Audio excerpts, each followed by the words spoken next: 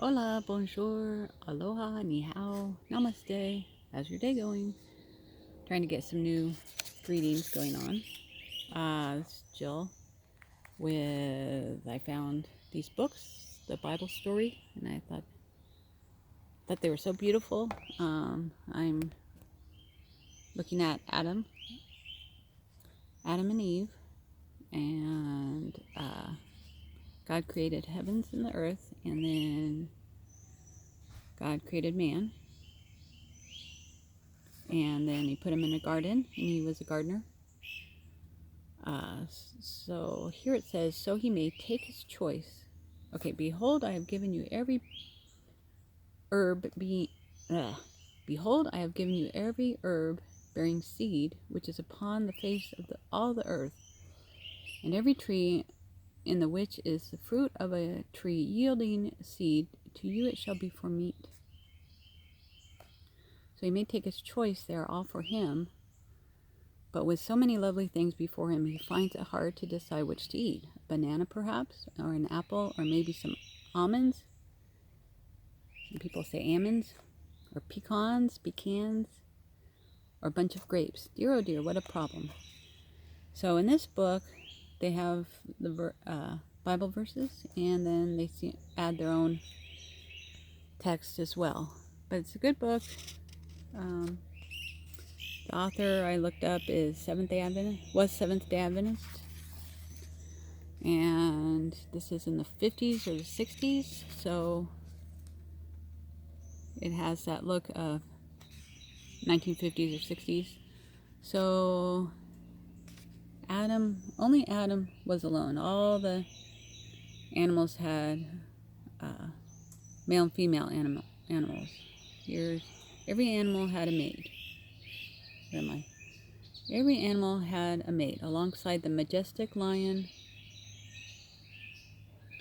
strode a sleek and slender lioness.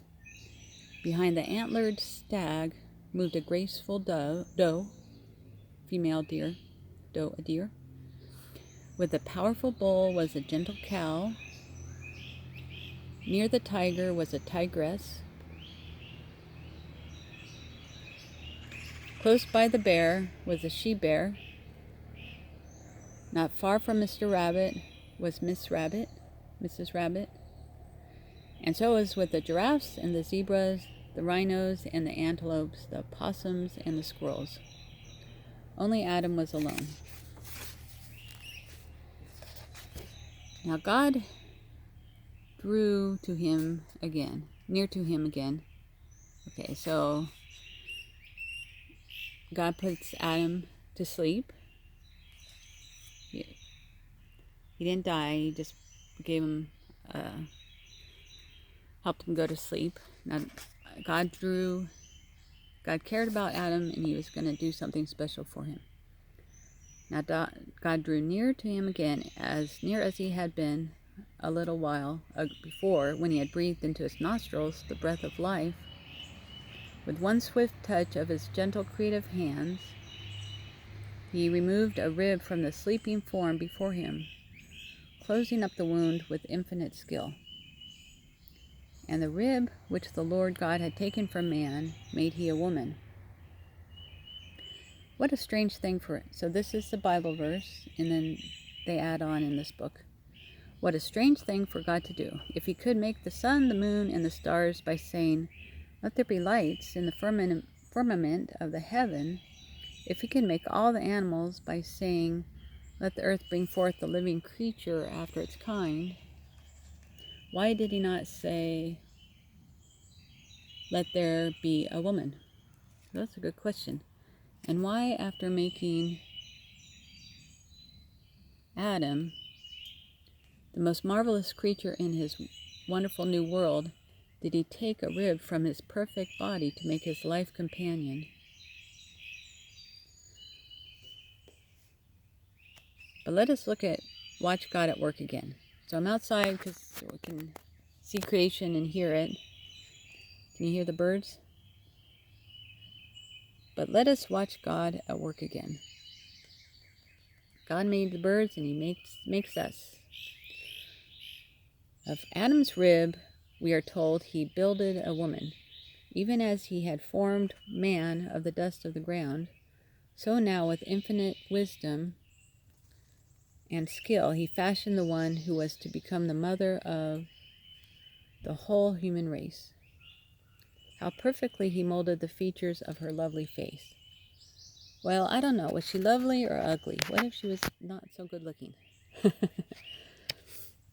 And now slowly and gracefully she takes her first few steps as God brings her unto the man. So God brought the animals to man to have them named, and God brought Eve to Adam. And God's a good matchmaker, isn't he? And Adam said, "This is now my bone of my bones and flesh of my flesh. She shall be called woman, because she was taken out of man. It is love at first sight." The first father and mother, I guess, first man and first woman. And they're in the garden. Aren't these pretty birds? Tweet. Can you hear the birds in my backyard? Tweet, tweet. I don't know what these birds are. Adam and Eve loved each other in everything God had given them. They were happy tending this beautiful garden so full of delightful vines, fruit trees, and fragrant flowers. Somewhere amid all the wonder and beauty of the world which he had created, the Lord God planted a garden eastward in Eden, and there he put the man whom he had formed. It's one of my favorite movies, East of Eden, with James Dean. So there's Adam and Eve in the garden. They're tending the garden, so beautiful. I don't know if they had kids before or after, but there went up a mist from the earth and watered the whole face of the ground. That's nice. There was a mist from the earth and watered the whole face of the ground. You don't have to worry about drought or flood, I'm sure. I'm sure they didn't have to worry about droughts or floods. As they stand admiring this new and wonderful sight, God draws near to tell them that they are now in the very center of their garden home, that one of these trees is the tree of life, and the other the tree of the knowledge of good and evil. And the Lord God commanded the man, saying, "Of every tree of the garden thou mayest freely eat, but of the tree of the knowledge of good and evil thou shalt not eat of it. For in the day that thou eatest thereof thou shalt surely die." So that's the Old English King James. Die, they wonder? What does that mean? Let's read that again. "And the Lord commanded the man, saying, of every..." I don't know if it's a man or a woman. "And the Lord God commanded the man, saying, Of every tree of the garden you may freely eat, but of the tree of the knowledge of good and evil you shall not eat of it. For in the day that you eat thereof, you shall surely die. For in the day that you eat thereof, you shall surely die." So if you do this, don't do that. You can eat all the fruit, but don't eat the fruit of the tree of life, or the tree of the knowledge of good and evil. The good and evil, you can't eat of it. I guess you could eat the tree of life. And God saw everything that he had made, and behold, it was very good. It was very, very good. The earth, the sea, the trees, the flowers, the animals, all as perfect as God could make them. And now this happy pair of human beings, so stately, so beautiful, creation is complete. I don't know if they were beautiful. God's work is done. His purpose of love is fulfilled.